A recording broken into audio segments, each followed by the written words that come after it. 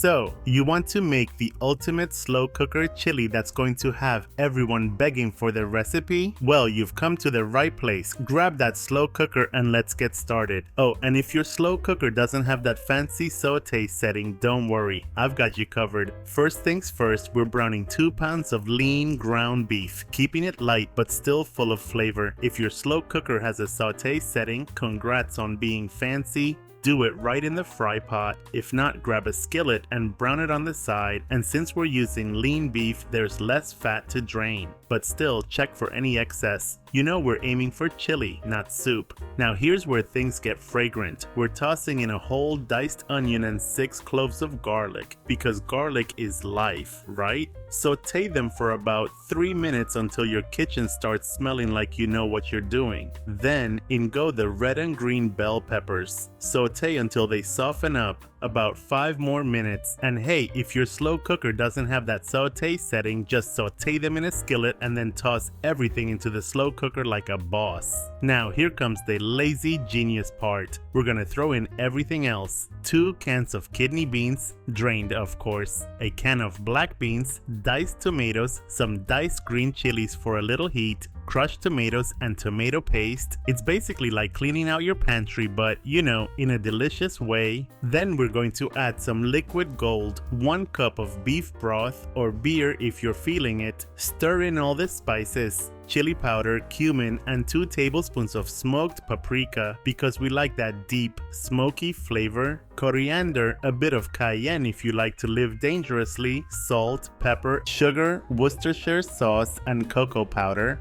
And yes, cocoa powder. Don't look at me like that, just trust. It adds that rich depth you didn't even know your chili needed. Set your slow cooker on low for 6-8 hours because flavor doesn't happen in a hurry. Or if you're in a rush, high for 4 hours will still get you there. But let's be real. Chili is best when it simmers low and slow. It's like a fine wine. It gets better with time. Before you serve this masterpiece, give it a taste. This is your chance to adjust the seasoning, maybe a little more salt, a dash more chili powder, or heck, squeeze in some lime juice for freshness. You're the chili master now. Alright, now it's showtime. Ladle that chili into bowls and go wild with the toppings. Shredded cheese, a big old dollop of sour cream, green onions, cilantro, jalapenos, whatever you're into. Pro tip, serve it with cornbread or tortilla chips for that extra crunch. There you have it, the ultimate slow cooker chili that's rich, bold, and will have everyone going for seconds.